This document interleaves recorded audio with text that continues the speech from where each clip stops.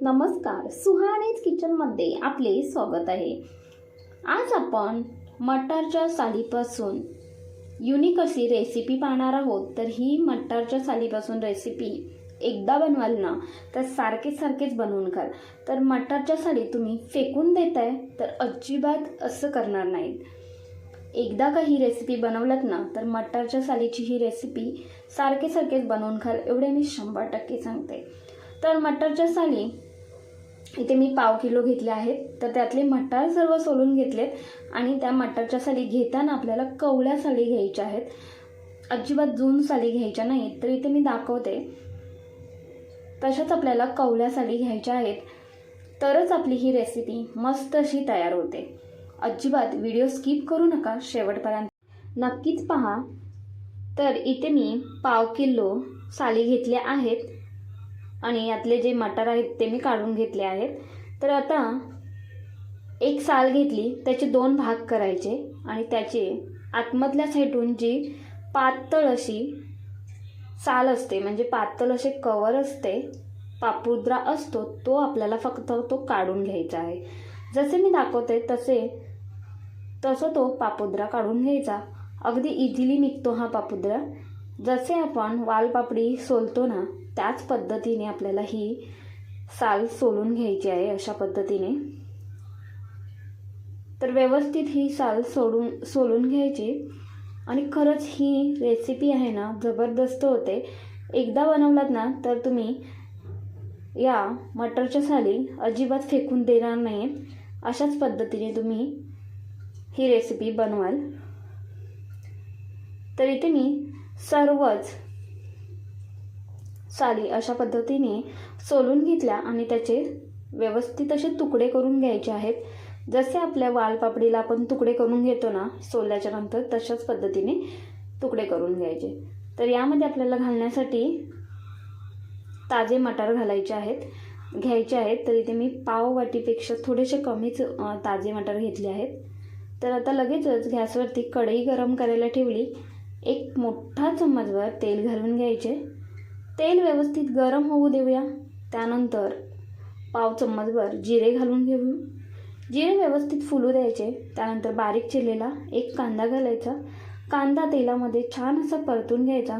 त्यातला कच्चेपणा आहे तो निघून जाईपर्यंत व्यवस्थित कांदा परतून घ्यायचा। कांदा परतून घेतल्यानंतर यामध्ये बारीक चिरलेला एक टोमॅटो घालून घेते। टोमॅटो सुद्धा मऊ होईपर्यंत छान असं परतून घेऊया।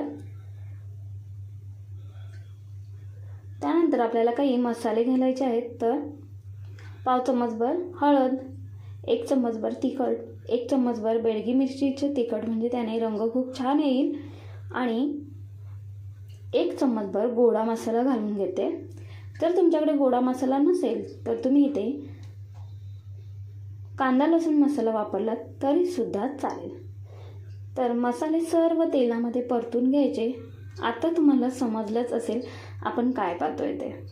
तर आज आपण पाहतोय मटारच्या सालीची भाजी। अप्रतिम चवीची होते बरं का। तर मटार घालून घेतले आणि सोललेली साल सुद्धा यामध्ये घालून घ्यायची। तर सोललेली साल स्वच्छ मी धुवून घेतली, त्यानंतर यामध्ये मी घालून घेतली। चम्मचच्या साहाय्याने तळापासून व्यवस्थित एकजीव करून घ्यायची। व्यवस्थित एकजीव करून घेतल्यानंतर यामध्ये आपल्याला चवीनुसार मीठ घालून घ्यायचे आहे। परतला चम्मचने हे व्यवस्थित एकजीव करून घ्यायचे। अशा पद्धतीने तुम्ही मटारच्या सालीची भाजी केव्हा बनवली आहे का? नसेलच बनवली, कारण ही रेसिपी युनिक आहे। तर तुम्ही एकदा नक्कीच बनवून पहा। तर सकाळच्या घाई गडबडीमध्ये तुम्हाला जर अशा पद्धतीने भाजी बनवायची असेल तर अगोदरच या साली सोलून ठेवायच्या आणि तोडून सुद्धा ठेवायच्या, म्हणजे सकाळच्या घाई गडबडीमध्ये झटपट असे तुम्ही ही मटारच्या सालींची भाजी बनवू शकता। तर यावरती थोडेसे मी पाणी मारून घेतले, म्हणजे हबका मारून घ्यायचा, आणि नंतर यावरती झाकण ठेवायचे 2 ते 3 मिनिटासाठी। आणि आपली इथे मस्त अशी भाजी तयार झालेली आहे। खरंच लवकर तयार होते ही भाजी, कारण साली ह्या मऊ असतात आणि पटकन अशा मऊ पडल्या जातात शिजल्यानंतर। तर यामध्ये मी थोडेसे ओले खोबरे घालून घेते. तुमच्याकडे नसेल तर नाही घातलात तरीसुद्धा चालेल, पण ओले खोबरे घातलात की या भाजीची चव आहे ना ती अप्रतिम लागते.